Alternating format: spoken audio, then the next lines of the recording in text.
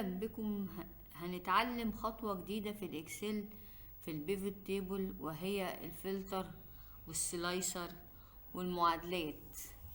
ماشي، تعالوا يلا نبدأ. احنا قلنا المرة اللي فاتت ان احنا نجيب البيفت تيبل ازاي. بننسرت، بضغط على فروم بيفت تيبل واقول له اوكي.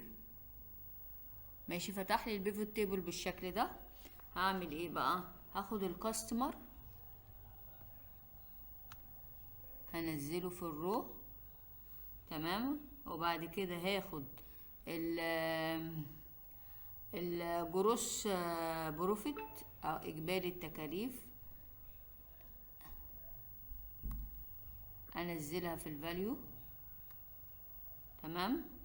وبعد كده هاخد السيلز كمان وانزلها في الفاليو،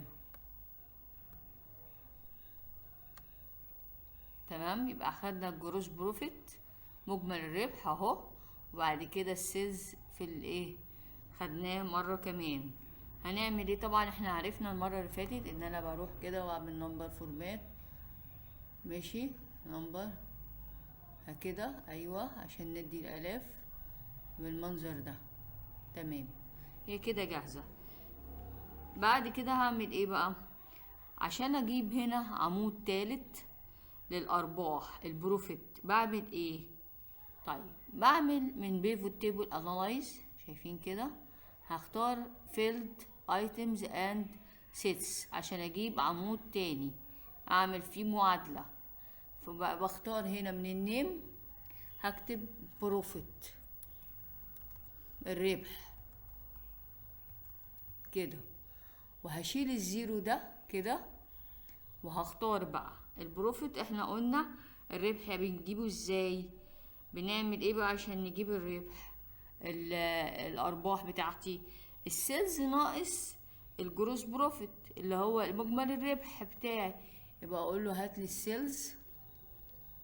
السيلز اهو، insert field ناقص ماينس الجروس بروفيت، insert اهو، تمام. خلصناه. اقول ايه؟ اوكي.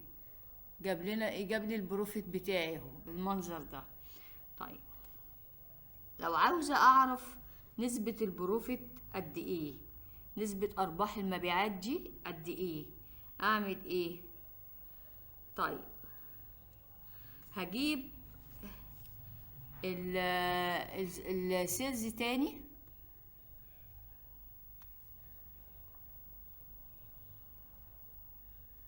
هعمل ايه؟ هنزل تاني مرة البروفيت اللي انا عملته ده تاني كده، هجيبه مرة كمان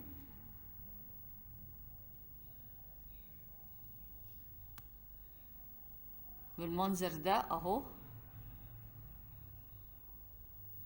واعمل ايه بقى بعد كده؟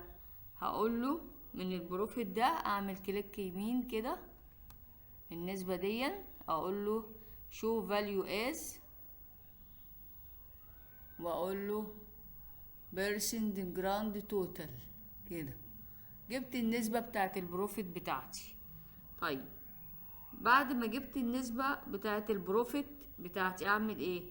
طب لو عايزة بقى من هنا نسبة اعلى مبيعات، ماشي، بتاعت البروفيت، اعمل ايه؟ هختار كليك يمين كده مثلا على الايه، على البروفيت اللي احنا عملناه،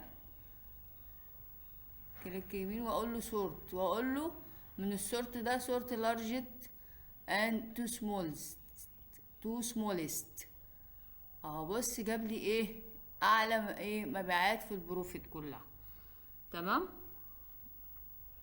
طيب، لو عايزه كمان اجيب اعمل جدول تاني، عايزه اعمل من ده كده، ناخده كده اهو، اعمل جدول تاني داخل البيفت تيبل.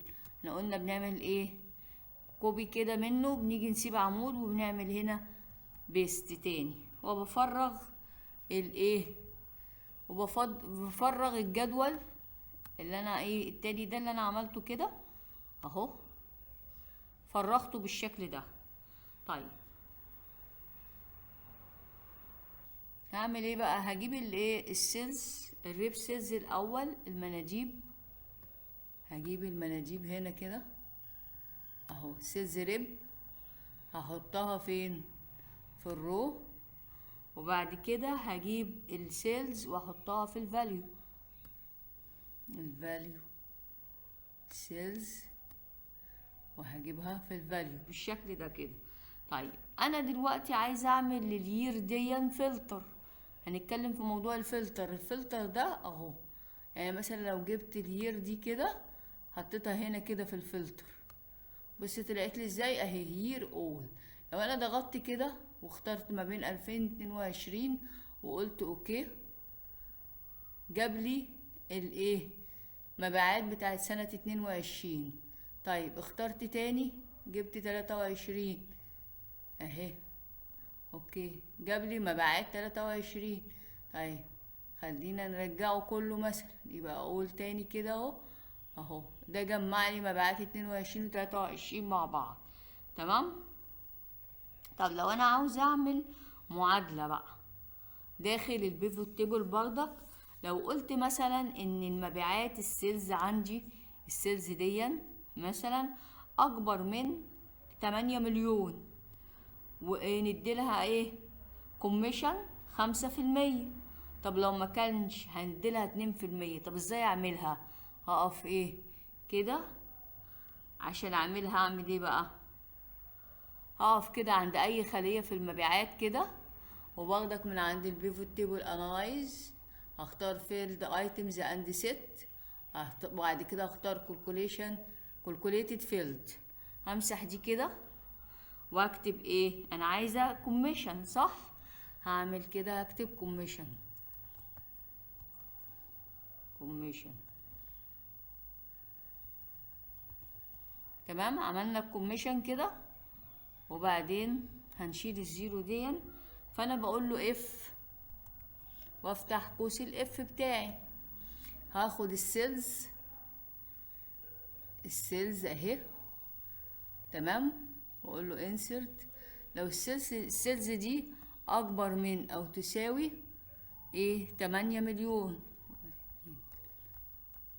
8 مليون تمام، اعمل ايه، اعمل كومة كمان كده واقول له خد السيلز دي واخدك انسرت كده، ها اضربها اهي في كام، هنديله 5%.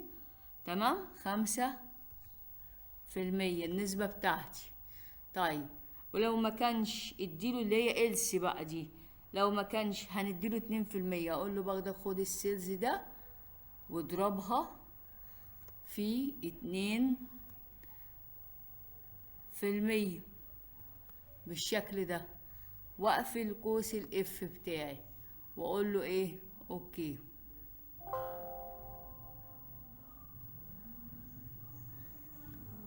واقول له اوكي خلاص، احنا قلنا له الاف دي خد السيلز ايه لو اكبر من او يساوي 8 مليون، اعمل ايه كوما خد السيلز واضربها في 5%. تمام، 8 مليون تمام، خد السيلز واضربها في 5%. تمام، وبعد كده عملنا كوما، ايوه هنعمل كوما هنا كده ماشي، ولما كانش خد السيلز دي واضربها في 2 ايه في المية، وقفلنا قوس الايه الاف واقول له اوكي، فجاب لي اهي الكوميشن بتاعتي بالمنظر دي دوت. طيب انا دلوقتي لو انا حابه بقى اجيب كذا كوميشن وكذا شروط للكوميشن بتاعي. طيب قبل ما اعمل المعادله التانية احب اقول لكم حاجه بس، لو انا حبيت الغي المعادله دي وعايزه ادخلها بشروط اكتر، بعمل ايه، باخدك من بيفوت تيبل انالايز، بختار فيلد ايتم اند سيتس واختار كالكوليتد فيلد. هعمل ايه، شايفين بقى من الاسم ده كده، هفتح ده انا المعادلات اللي انا عاملاها البروفيت والكوميشن، فانا هختار مثلا الكوميشن كده، لو عايزه اعدل في معادله بعمل لها تعديل من هنا موديفاي، لو عايزه الغي المعادله هلغيها كده ديليت واقول له ايه اوكي اهي اتلغت من عندي. طيب انا عايزه بقى ادي بشروط معينه. طيب هقول له ايه pivot table analyzed، واختار فيلد ايه and sets calculated field، واقول له commission. على فكره لو انا كنت عامله كوميشن وجيت عملت كوميشن تاني مش هتقبل مني، لازم اغير في النيم. ادي كتبنا الكوميشن، وبعدين هفتح قوس، هكتب الاول اف وبعد كده افتح قوس واقول له لو كانت السيلز دي كده insert ايه بقى، لو كانت السيلز دي اكبر من او تساوي 8 مليون كوما، اعمل ايه، اخد السيلز دي تاني مرة واضربها في 5%. طيب كوما ماشي. ولو خلاص انا عملت كده ايه كوما، هضربها في 5%. طيب كوما، اكتب بقى اف تانية اهي اف، وافتح قوس الاف تاني. لو كانت باخدك السيلز دي اكبر من او